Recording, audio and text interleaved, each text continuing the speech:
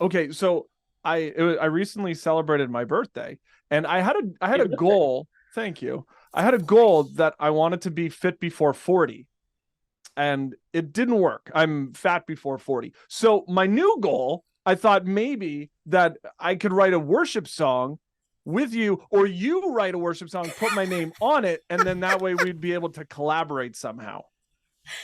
Wow, that's a good goal. I like Yeah. Thoughts? uh yeah, my thoughts are, we can always make goals, but I'd write a song with you. It'd be fun. Okay. All right. We are going to dive into a lot of things, Holly, today because we have from Integrity Music and Mitch Wong, my friend. How are you? Good, thanks. Thanks for having me. I think we're going to talk a lot about faith and music, and especially a moment in life where you ask God that question, why me? But I think the first thing we like to ask is our skill testing question, and that is, Mitch, who are you and where did you come from? Wow. Well, who am I is a big question. But I'm Mitch Wong and I'm from Melbourne, Australia. So I was born in Newcastle, which is kind of Central Coast Australia, and then lived my whole life pretty much in Melbourne up until I got married to my wife, Steph, and we moved to Nashville 2 weeks before the pandemic began. Oh, So Wow. that was an adventure and definitely unexpected. But we're actually really grateful that we made it in that window because if we hadn't, then we would have been stuck for who knows how long. So it's been a wild ride, but I'm pretty much born and raised in Melbourne, now living in Nashville and loving it. what kind of a blessing, as I mean, you didn't have to make friends if you didn't want to. Like if you're an introvert, you could be like, oh, Which pandemic. I am, which it Oh, actually was perfect. weird. It was like I know a lot of, and I say this seriously, I know a lot of people didn't have a good time in stay at home, but for us, it was such a blessing because I had been traveling a bunch the years before, and we had never had a season together, just where I didn't have Hmm. to go anywhere. So we had just a few months together at home in a new country, new city. We pretty much couldn't see anyone, meet anyone, but we had each other. So it was good. It was a good time. Yeah, you and my husband would have been so excited not to meet each other. Oh, yes. I feel like true introverts, they could relate so much, but they never will because they'll never talk about it. That's so funny. Exactly. Uh, Exactly.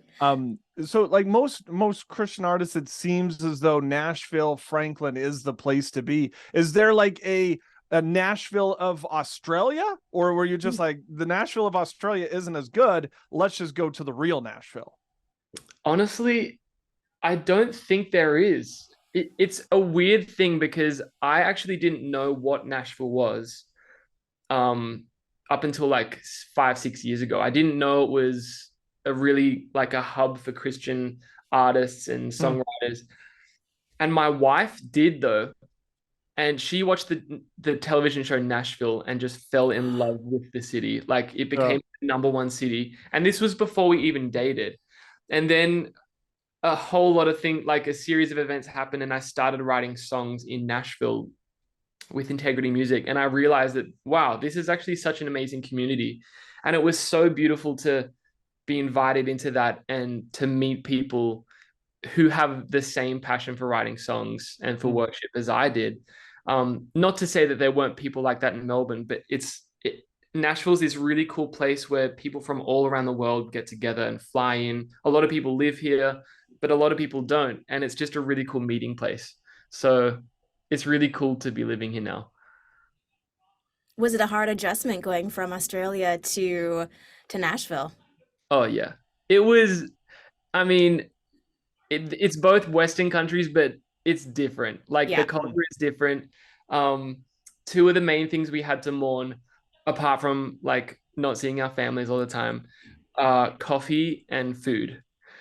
Because Oh. the coffee culture in Melbourne is off the charts. It's Really? amazing. Oh my gosh. I kind of say this in jest, but I really do mean it. It's kind of where Starbucks goes to die because they try to make it a thing and it just doesn't work in Melbourne because everyone loves the secret little place that no one knows, but it's the best coffee.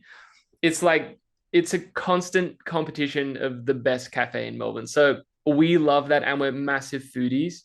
Hmm. So that was a bit of an adjustment coming to the South in Nashville, where there's lots and lots of fried chicken, which is amazing, but there's only so much we can have. So Man. Yeah. yeah, it's but there are things like I really love the Southern culture, the hospitality. I think Yeah. that's such a beautiful part of the fabric of the city. And yeah, it's been really cool to just learn a new culture and make friends. So you moved to Music City in Nashville, but there's this passion that you have for music. At what point did you realize that, oh, maybe I'm kind of good at this and I can Hmm. make a career writing and doing music? Good question. That I think, and this relates to the why me question today, because I was thinking about that. I'm like, when I ask God, why me? When I think about that question, it's mostly to do with what did I do to deserve like such a blessing? I feel Hmm. so blessed to be able to do this. And I feel like the 15-year-old kid in me, like in my past, would be jumping up and down, like losing his mind, because it's like songwriting is such a beautiful way not only to make friends, write a testimony into a lyric and a melody, but I've grown up listening to people who I've gotten to meet and thank them for stewarding their gift from Hmm. God. And it's just such a beautiful way of sharing stories with each other and doing life together. And yeah, I think when I ask why me, I'm like, all of the things that led up to that moment, it was such a beautiful journey. And to be honest, I didn't ever think I would be able to do this for a living. It was kind of this thing that started as a 15-year-old. I actually really wanted to be an author when I was 12. That was my first dream. I was obsessed with Lord of the Rings. Hmm. Like, I can't even tell you how much, but that was my life. And I loved Narnia. And I just loved how there were these authors combining faith with literature and Hmm. using language to inspire people. So as a 12-year-old kid, I used to write all these manuscripts and I would write these chapter books. And then at 15, my youth leader started to write songs. And he showed me a few really basic chords, and I'm like, hey, I just want to have a go. I want to have a go. We had a piano at home, so I just started, bashing away and writing some songs. And I think that dream to use language to inspire people through literature quickly found its way into songs, because it became this obsession. Like from 15 to 18, I would stay up late at night till 2 or 3 in the morning working on these demos, and no one heard them. I was just making them because I love them. Hmm. And I remember one of my dear friends, BJ Pridham, he essentially like taught me everything he knows. He was so generous. And I'm like, why do I deserve that? And he just had this profound gift of seeing gold in someone and going, I can recognize a gift in you and I want to put fuel on the fire. So he was so generous in teaching me how to play piano and how to write songs. And eventually that led to one of the songs demos that I made, I sent to him and he sent it to our pastor from Planet Shakers, Russell Evans. And that just led to my songs that had been written in my room just for myself and maybe for a few family members. Then it was kind of taken from that to writing for church and writing for a congregation. And it's just been really cool to see that grow and to see all the different ways that God works through songs and through Hmm. testimonies to encourage people and to lift them up. So it's been really, I still have to pinch myself. I honestly do. And it's just, I feel blessed. Um, yeah, it's the dream job. I don't think many people can say that they get to do their absolute dream job. And I'm just so blessed. Yeah. Hmm. I have a few questions. Number one, you moved to Nashville. You're writing with maybe some of your heroes. There's that saying, never meet your childhood hero. Is that true for you?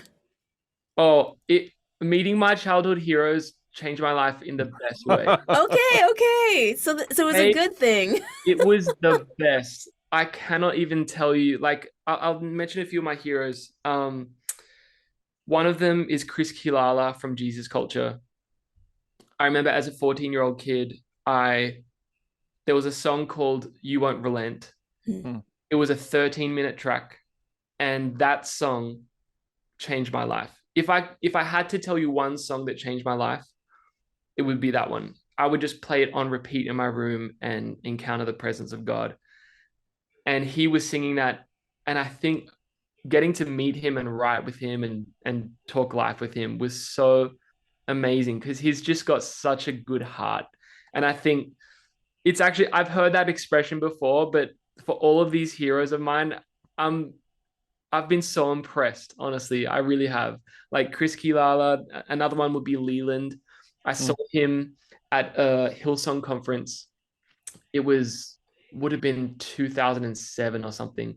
I was a teenager and he was leading worship at the youth conference. And I remember him singing these high notes. And I'm like, oh my gosh, I want to sing. Like, I want to sing like that. And he inspired me. And he's the funniest guy. Have you guys met Leland? He's Yeah. on our bucket list. Oh Yeah. my God. He has the best stories. He's got the most humble heart. And it's been a really cool thing meeting these heroes and just going, wow, I thought you were awesome, but you're actually even more. Yes, so Yeah. good. It's funny how when we're younger, we may not envision what the fullness of our potential could be. And so for you, like coming from a place of awe as to like, why did God choose me to do this? But why not? Was there anything going on that you were just like, I could never do that or I don't deserve that? Mm. Um, some of the best songs come from those places of struggles. And so was there anything that you thought would prevent you from being able to fulfill this destiny? Yes, absolutely. I think even writing from struggles is to do with that question because there have been times where I don't feel like I'm worthy and I don't feel like I deserve to do it. And I remember in my early 20s, there was a season where this situation had happened the year before, and I was kind of coming to terms with it. And I was in a really low place and I was depressed and I didn't really um, have motivation anymore for anything. And it was a really hard season to walk through. And I remember just waking up every day going like, okay, I'm just like awake. And I remember in that moment, it was a slow process of going, I actually don't really want to write a song, but this is a gift that God's given me. So I just want to sit at the piano Mm. and just play how I feel. And I remember one day I played how I felt. And I said to myself, I'm not going to write a song because I'd actually tried to that year and just gotten frustrated. And I didn't want to get more frustrated. So I remember just sitting down and going, I literally just want to play how my heart feels. And I was there for maybe 40 minutes at the piano, and this lyric came out, which I had never really said before. And it was, um, I may not have much left, but you provide. And it's the bridge lyric from this song called I Know Who You Are by Planet Shakers. And it was, that was the first time in my life where I had written a lyric that was truly honest, because I think before that time I knew all the right things to say and I Yeah. knew all the put on a happy face, but for that moment it was like I literally don't know how much I have left, but the faith element in connection with that was I know that God provides, I know that he's a provider. So I think that was a moment where I was like, I don't feel like I'm worthy of this, but I just thank God that I have a way of communicating what's in my heart and getting it out. And yeah, I remember when that song was sung at church, that was probably the moment where I said to myself, I actually, and to God, if you can make a way for me to do this for the rest of my life, I'll do it, because I can't think of anything more special than writing a song out of brokenness and then that being something that someone else can hold on to walk them through their season. So yeah, it was, I think that song in particular was one of those moments where I was like, I don't know what I did to deserve this, but I thank God, and I thank God that he gives us things to lead us through hard situations. Was faith always big a part? Was faith always a big part of your life? Yeah, so I grew up, my dad actually wasn't Christian when he married my mum, and my mum always was. So when I was about 5, he found Jesus, Hmm. and we started going to this Baptist church, Sindel Baptist Church, and I've got the best memories of it because we were just in the pews and we would go and sing these songs, and it was so joyful and happy, and it was a really good place. It was, and I will never forget the Sunday school, those little felt boards. Yes, felt Yeah. Oh Jesus yeah. Aren't changing they lives like, since the 80s. it's kind of some like relic of the past. No one knows Yeah. what that is anymore. Yes. But so that was, we kind of grew up going to church every now and then. And then I think when my sister, my older sister, she found Planet Boom, which is the youth group of Planet Shakers. Yeah. Then our whole family went there, and that was just so amazing for our family because what I love about Planet Shakers and getting to grow up in that church was it is so passionate about faith and unwavering from faith. And I think what I loved about being in that environment was whatever we're facing, there's a choice to have faith in something. And I think I've learned that with songs, that sometimes we'll write songs from an emotional level, and if we just write it from an emotional level, there's nothing that actually lifts us up from our own feelings and our own situations. Yeah. So I remember a big part of me growing up was trying to incorporate faith into what I said and into what I sang. Hmm. And that kind of overflowed into when I came to Nashville, because I noticed sometimes there would be rooms where I'm writing with these people, and it just honestly wasn't faith filled. It was kind of like, we're Christians, but maybe God is like this and maybe it'll get better. And I think one of the things that I was really passionate about was I want to contribute to writing bold faith into songs, because I Hmm. think there's nothing like faith and there's nothing like the word of God to encourage you and to cause you to lift your eyes above what you can see and to believe in something that's yet to happen. I think sometimes that's all we can hold on to when we're faced with, you know, giants. And yeah, so I'm grateful that I've grown up in an environment of faith that's kind of outworking in songs now. Hmm. So I don't know how this works, and I kind of want you to. This is in my mind how I see it going. So you are an incredible writer. So let's just say Brooke and Brandon are sitting there at a table, and they're like, "Okay, honey in the pot, honey in the tree." Do they then phone Mitch up and be like, "Mitch, we don't know what to go here." He's like, "What about honey in the rock?" And they're like, "That's it." And then you guys get together and write it. Like, is that how it works? No. Okay, that's fair. That's a Um, fail. Good try, but no, Johnny. no, but that was a really cool day. We were actually all in this room. It was such a cool day. And that is another example of me meeting one of my childhood heroes, Brooke. Yeah.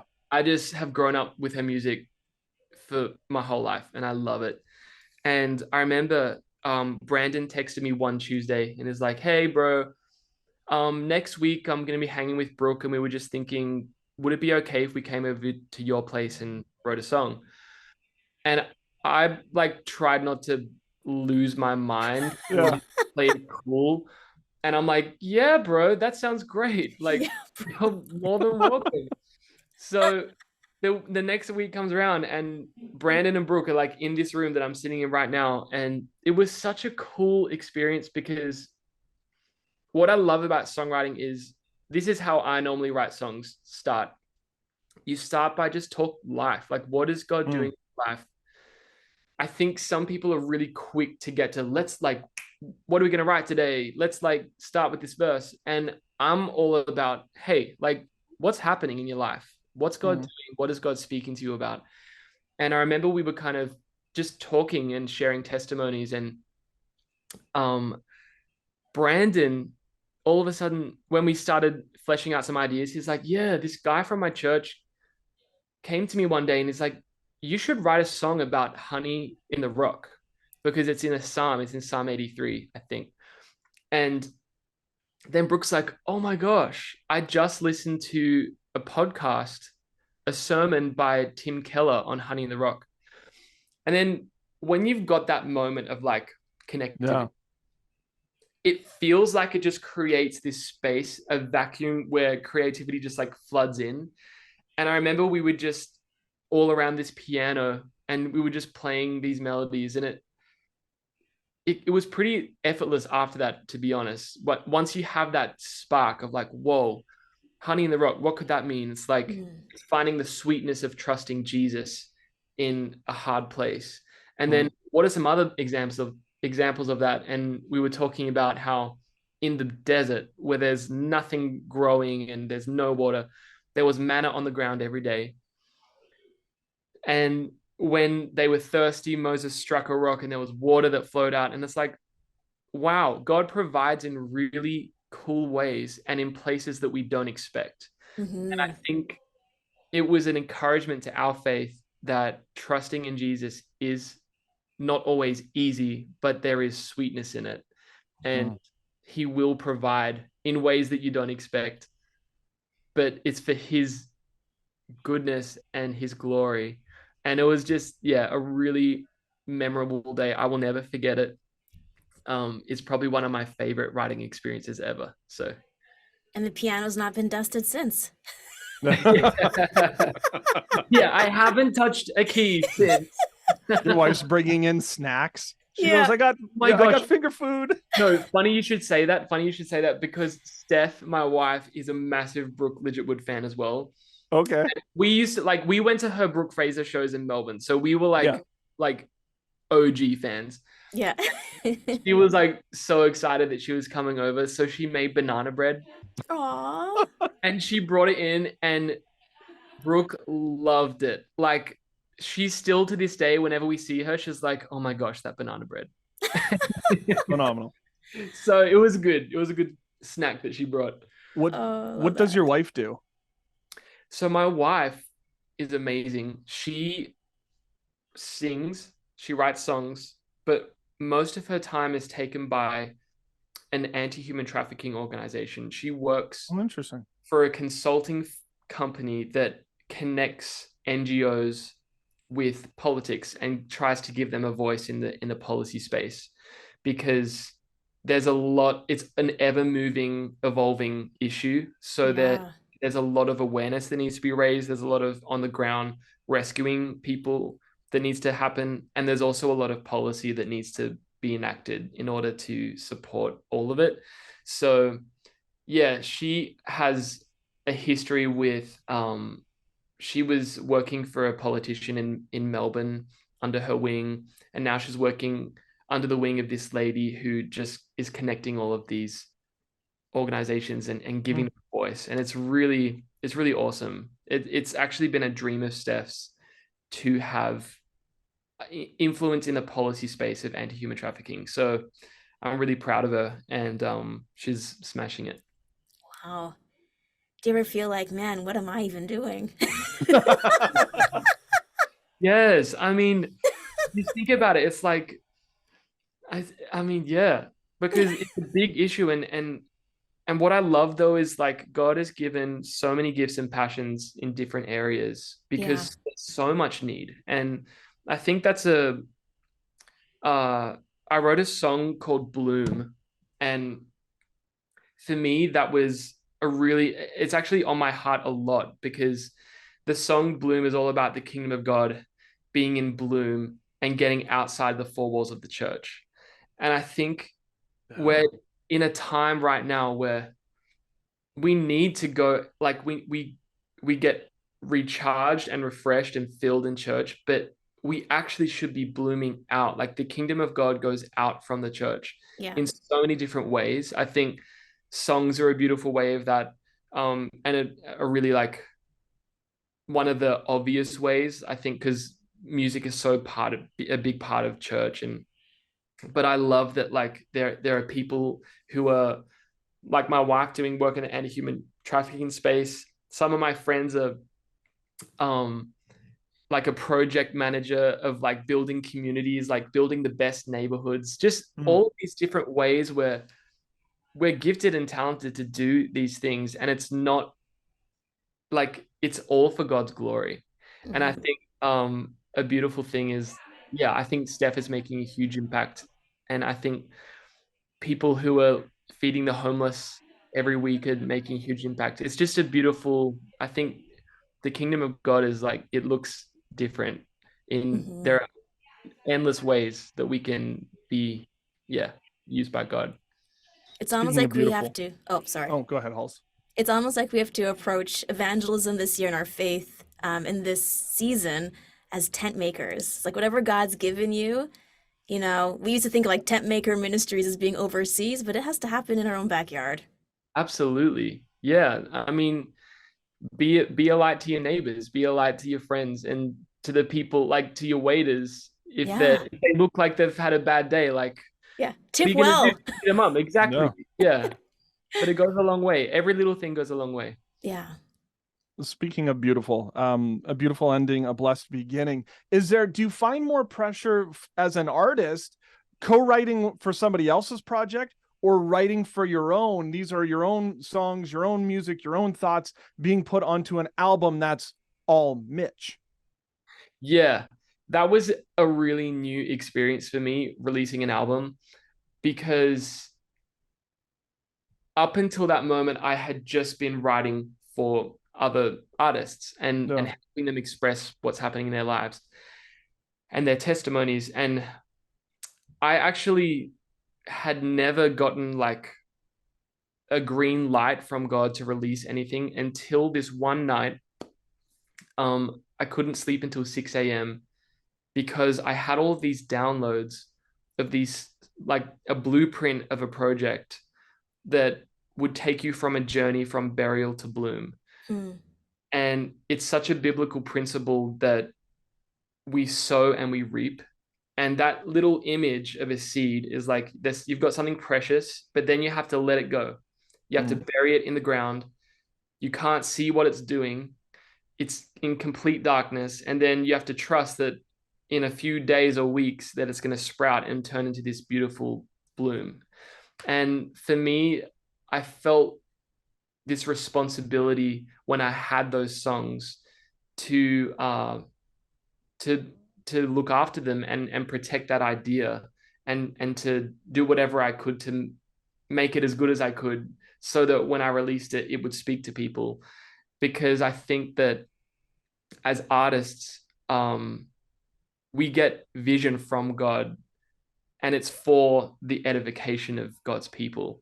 And I really wanted to write songs and make a project that explained that concept because I think as Christians, we sometimes forget that we have to die to ourselves Hmm. before we can become a new creation. And it was probably just a reminder of that. There's a song that starts the album called Burial, and it's all about how I'm letting go of my past, of all the things that are of myself really, and I just want to be a new creation for Christ. And that really is the heartbeat of the album. And I think I didn't feel a pressure like you would expect because for me, releasing music relies on getting like a download of something to say. Hmm. And Mm. I didn't really enter into being an artist being like, I'm gonna like grind and just make album after album. I think I'm really happy in sitting in the space of I had this revelation that I wanted to share. And until I have another one, then I there's no pressure. The pressure is completely off. And I think when your music is grounded in obedience, then the pressure is completely off because it can reach two people and it's still worth it because you've said yes. So I didn't really feel a pressure.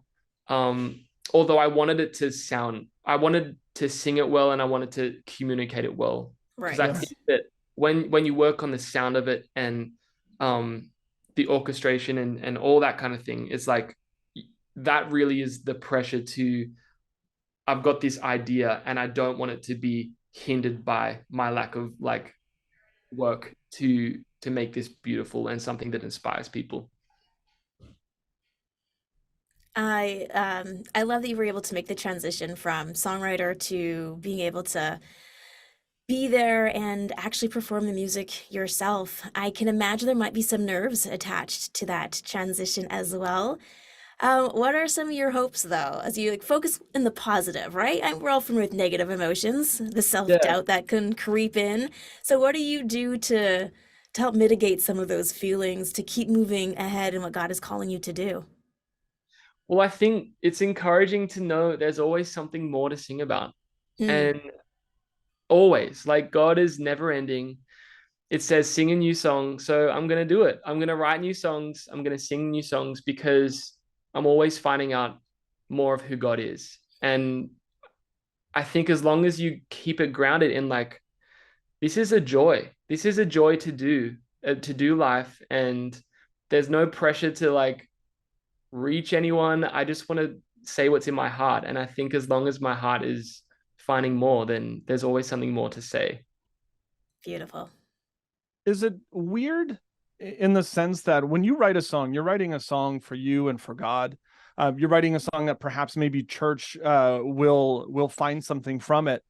But then to have people be like, "Oh, Mitch, you wrote this song, and God really spoke through this song to me." Is that weird for you because you're just writing songs that you think that the Lord has put on your heart, not even realizing the reactions that people listening will have from it?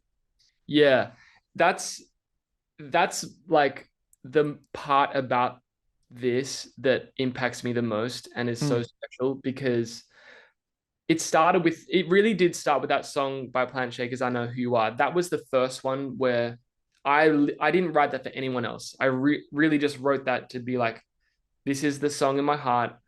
And then to see that help people was amazing. And I think it's grown from there because as a songwriter, when you meet artists and for example, in 2 weeks, I'm going to be writing for this person, you kind of pray and search for ideas that are specific to them. So it's actually really cool when you go to a songwriting room and you share a little idea you've been working on, and they're like, "Oh my gosh, that's exactly what I needed to hear." Mm. And that lines up like, "Have you read my journal?" That kind of stuff. Yeah. Like, yes, I have. Yeah, I like snuck in and read your journal. Like, but that's like the coolest thing, and I think it honestly has progressed from sometimes there are just songs where I don't need to write it for anyone. It could just be a song from my heart to the Lord. Mm. Sometimes there are songs for specific artists, but then sometimes I feel like, okay, I know that this person is going to sing to these people. So what did these people beyond this artist need to hear? And Hmm. it's a really interesting thing of like praying into what people need to be encouraged by. And I think one of the best examples of that was um, there's a song called Believe for It, which I wrote with Kyle Lee and Dwan Hill and Cece Winans. And Kyle and Dwan were producing the album and they had 12 songs ready to go. So essentially the album was done. But Kyle couldn't shake this feeling of, I think there's something more to say. And I think Mm. Cece has an opportunity to speak into a time and a season with a message. So we kind of went away and prayed through an idea and we landed on this idea, Believe for It, of just we were kind of in this season where we're locked down and it doesn't look like anything's changing and it was a pretty hopeless situation, but we were like, no, God, like move the immovable, break the unbreakable. We believe. And it was just a song of faith. And I think the beautiful thing is I've gotten probably the most feedback of that song helping people. Mm. And it just finds people in a time where they're this close and hanging on by a thread of not believing and just giving up. And then they'll hear a song or an encouragement. And let's face it, anything that CC sings is going to encourage your spirit. It's just Yeah. not a question. It's She guaranteed. is Yeah. amazing. But that's been really cool. And I think when we were forming that idea, we were definitely thinking about the time that we were in and what could we have an opportunity to say. If God chose to use that song, what could we say to people in that time? Before we let you go, I have an idea. Just Okay. Oh no. Okay. Just Holly, just let this happen. All right. I was thinking about maybe doing a song called 10,001 Reasons. Oh my gosh. If the first one was so successful, if we gave That will be even more. Yes, one more. thoughts, Oh my gosh. Why don't we just get Matt Redman on and we can write it together? There you we go. talked to him a little while ago. Yeah. He wasn't on board, but I figured that you and I mean, no. All right. Maybe we'll leave that for next time. Good answer. Good Yeah, answer. right. At Mitch Wong Music on the socials. He wants to bring back the felt boards. We want to bring back the drimes. And next time we're in Nashville, we're having some banana bread. Mitch, my friend, this has been so much fun. Thank you. Thank you for having me. Well, if you enjoyed what you heard today, like, subscribe, and check out more of our YouTube videos. Don't forget to follow us on all the socials, Facebook, Instagram, Twitter, and faithstrongtoday.com.